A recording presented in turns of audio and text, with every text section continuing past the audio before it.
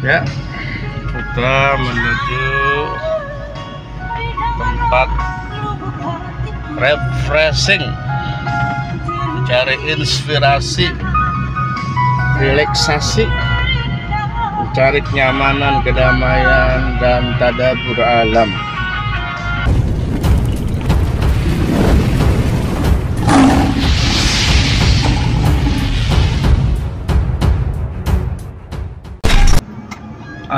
Alumni pondok pesantren banyak mempunyai peran dalam masyarakat, karena terbukti memang alumni pondok pesantren ada yang menjadi tokoh di masyarakat, menjadi politikus, menjadi pengusaha, menjadi tokoh-tokoh agama. Itu sudah tidak sedikit yang memang lulus. Dua macam.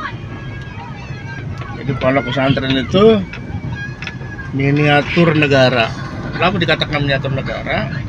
Artinya dalam negara itu ada presiden, ada menteri, ada gubernur, ada wali kota, ada camat, ada lurah, ada RT, ada RW. Nah, di pesantren pun demikian. Jadi pesantren itu istilah kata ada presidennya. Nah, hanya di pesantren itu kiai itu menjadi sentral figur. Jadi kiai yang dihormati, dihargai, dicintai, dita'zimi oleh seluruh elemen pondok pesantren. Nah, itu kiai. Nah, kiai semacam itu terus membawa keberkahan, kemajuan buat pondok pesantrennya. Dan kiai ini ada yang memang dari nol beliau dikiaikan. Jadi istilah kata dia punya ilmu, kemudian berperan dalam masyarakat, kemudian memang soleh, kemudian beramal sehingga banyak orang yang ingin belajar ilmu. Nah, kemudian datang ke kiai tersebut, kemudian kiai mendirikan pendopo, dan seterusnya mendirikan asrama, dan jadilah pondok pesantren. Nah, jadilah pondok pesantren. Nah, kiai semacam ini memang berangkat dari nol, biasanya memang sudah terbukti, teruji. Nah, kiai ini mendirikan pesantren dari nol, kemudian kiai ini meninggal, kemudian kiai pesantren itu walaupun yang mendirikan atau kiainya sudah meninggal, ada yang melanjutkan, yaitu anak keturunannya. Nah, biasanya pesantren kayak gini awet. Nah, ada pesantren yang kiainya dipilih.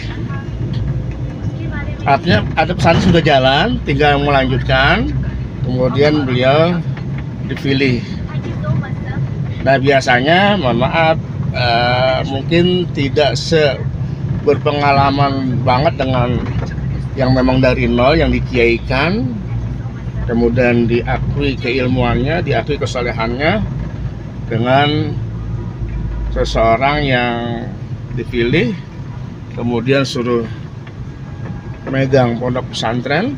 Walaupun mohon maaf bukan berarti jelek, banyak juga yang berhasil dan banyak juga yang sukses, yang kiai-kiai istilah kata diangkat.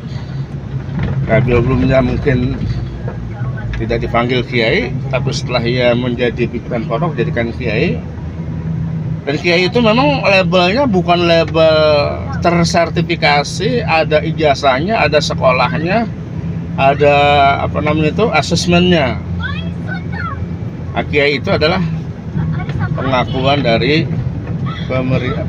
masyarakat, maksudnya pengakuan dari masyarakat, jadi kiaikan, akhirnya penjulukan kiai. Kemudian ada kiai haji. Nah, kalau haji mungkin kalau belum haji kemudian dipanggil haji. Kalau dipanggil haji, itu doa. Jadi misalnya kita belum haji, panggil haji, nah itu doa. Tapi kalau belum haji kemudian identitas kita ditulis haji, nama kita haji, kemudian ini haji, nah itu sama saja kita belum haji. Karena haji itu ya memang pernah melaksanakan haji. Ya kalau belum haji kemudian tidak melaksanakan haji kemudian mengatakan haji, itu bisa dikatakan pembohongan. Ya, orang belum haji kok nulis namanya identitasnya haji. Nah, para sahabatku dimanapun Anda berada, jadi sentral figur dari kiai inilah yang akan menambah keberkahan buat pesantren.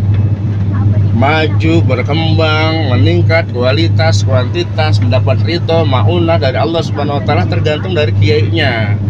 Tapi tidak sedikit, justru malah kiainya yang akan mengangkat keberkahan dari Allah Subhanahu wa taala, semakin menyusutkan santrinya, semakin berkurang kualitas pesantrennya, kualitas pendidikan, kualitas kuantitasnya berkurang.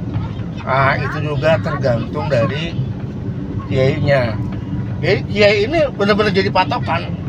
Maka untuk menjadi kiai pimpinan pondok pesantren itu tidak mudah.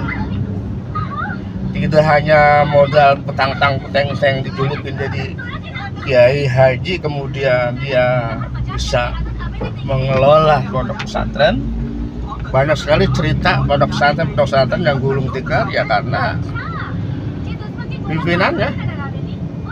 Sebab kenapa? Pimpinan sebagai sentral figur yang dihormati, dihargai, dicintai oleh elemen pesantren, baik tingkat bawah, tingkat tengah, sampai semua menghormati, takzim. Ini yang akan memberikan keberkahan. Tapi kalau ada kiai yang orang itu kelihatannya takzim, padahal takzimnya hanya sekedar takzim saja, bukan dari lubuk hati yang dalam. Karena kenapa? Mungkin kiai ini juga tidak mengayomi, tidak menghormati, tidak menghargai bawahannya. Jadi dia hanya menghormati, sekedar menghormati saja. Walaupun tidak semuanya seperti itu, namun sekali lagi kiai itu adalah yang menentukan keberkahan atau tidak berkahnya sebuah pondok pesantren. Dikatakan berkah itu ziyadatul khair, menambah kebaikan. Santri nggak mesti banyak, walaupun tidak banyak, tapi dari kiai yang ada berkah, bisa mensejahterakan guru, bisa mensejahterakan karyawan, tidak serba kekurangan. Ini berkah. Dan ciri ketika tidak berkah itu santrinya banyak, berlimpah, tapi keuangan pondok tidak karu-karuan, sehingga pondok sulit mensejahterakan gurunya, pondok sulit mensejahterakan karyawannya. Ini ada indikasi, ini menurut saya ada indikasi Allah sedang menguji pesantren tersebut dengan dicabut keberkahan. Para sahabat UNAS dimanapun Anda berada, saya tidak menyinggung 1, 2, 3 pondok pesantren. Artinya kalau Anda merasa tersinggung dengan ucapan saya, berarti apa yang saya sampaikan benar. Tapi kalau Anda mengatakan omongan saya adalah sebuah informasi atau hal yang bermanfaat, ya syukur alhamdulillah. Maju terus pondok pesantren seluruh Indonesia. Dan jangan lupa guru kami ada Kiai Haji Abdullah Syukur Zarkasi, Ustadz Fahmi, mengatakan di Gontor atau di pesantren pada umumnya insya Allah teruji keikhlasan. Ikhlas itu tanpa pamrih, sebab guru semuanya ikhlas. Ikhlas berbuat untuk santri, ikhlas berbuat untuk agama, ikhlas berbuat untuk negara. Tidak ada tuntutan apapun dari guru. Nah, ada kiai. Nah, kiai itulah ketika guru, kata Ustadz Fahmi, itu punya kewajiban mengajar, mendidik, menguji, mengoreksi, dan lain sebagainya. Nah, figur kiai itulah yang akan memikirkan kesejahteraan guru. Jadi yang sibuk mencari, mengangkat, mensejahterakan ya pimpinan pondok. Nah, kalau pimpinan pondok sudah tidak lagi mensejahterakan atau jauh api dari panggang, maka ini hati-hati, sebab guru mempunyai hak dan kewajiban. Kewajiban itu mengajar, mendidik, mengasuh, santri-santri, dan dia mempunyai hak.